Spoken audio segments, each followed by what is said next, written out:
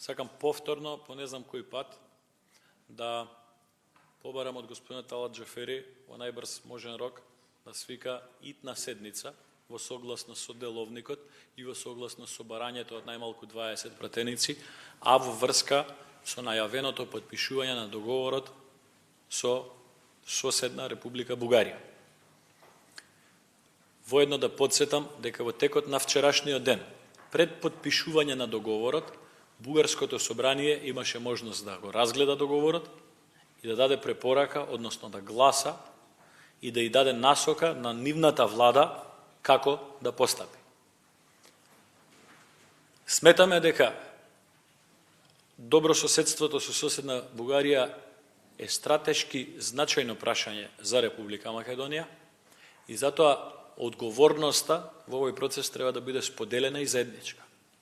Сметаме дека договорот треба да се склучи, но во него треба да се внесат забелешките кои што ние и во постапка кога дебатата беше затворена за јавност, но и сега многу јавно и прецизно ги дадовме како препораки до владата на Република Македонија.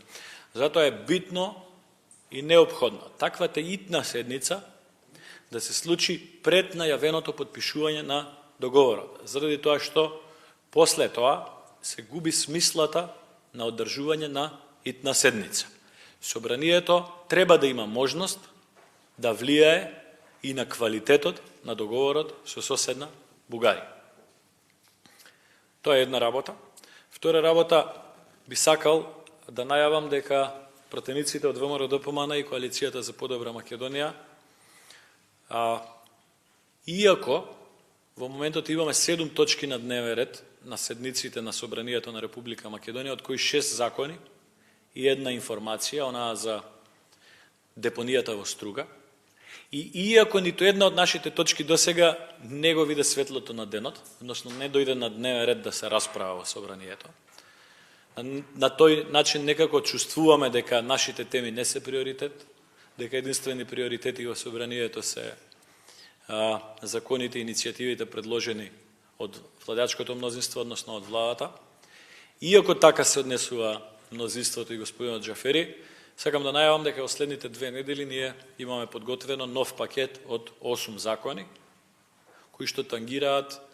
проблематика од интерес, директен интерес на граѓаните на Република Македонија од повеќе области и ќе почнеме сукцесивно од понеделник дел по дел тие закони да ги пуштаме во процедура. На тој начин сакаме веројатно за прв пат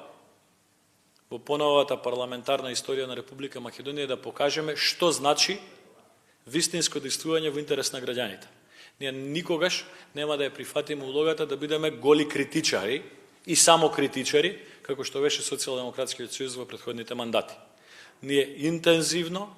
активно ќе поднесуваме законодавни иницијативи, но и други иницијативи кои што се квалитетни и кои што ќе помогат на голема категорија на граѓани. Во моментот имаме иницијативи кои што се однесуваат на продолжување на породилното отсуство, на зголемување на платата во јавниот и државниот сектор, закон за лекарите со кој што ќе се овозможи на специјалистите да добиваат 100.000 денари плата, на докторите од општа пракса 56.000 денари плата, закон за јавно обвинителство и уште неколку други закони. И трета тема која што сакам јас да ја започнам, но ќе ја заврши господјата Кузмановска, е да ве информирам дека во текот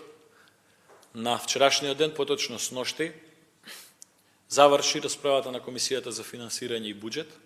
некаде точно пред полноќ, како што и предвидено со деловникот, но се случија 2 груби прекршувања на деловникот на Собранието на Република Македонија. Прво, според членот 128 став 6, извештајот за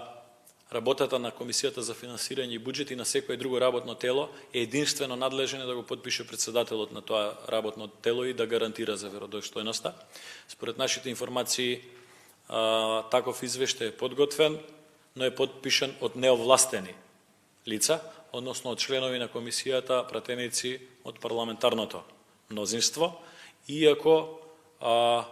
тоа е надлежност на председателот на работното тело. Тоа е првото прекршување. Второто прекршување е тоа што на законодавно-правната комисија практично не се отвори никаква расправа по ниту еден амандман за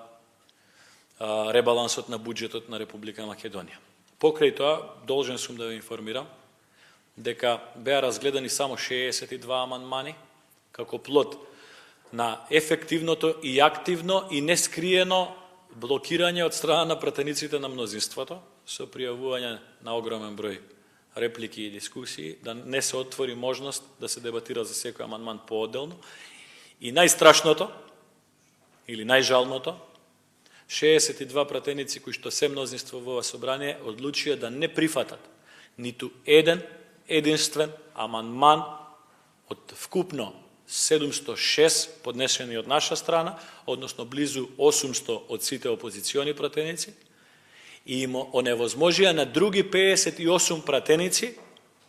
да помогнат, да дадат предлог, да дадат сугестија или забелешка на ребалансот. Значи, 62 пратеници во ова собрание одлучија на 58 своји колеги од опозиција да не им прифатат ниту еден единствен амандман. Ова не е собрание кое што е инклузивно, ова не е собрание во кое што има подадено рака, ова не е собрание кое што конструктивно и коректно функционира и не е собрание во кое што заедно се одлучуваат процесите. Ова е класична злоупотреба од страна на 62 пратеници. Како што рековме, обландите на убави зборови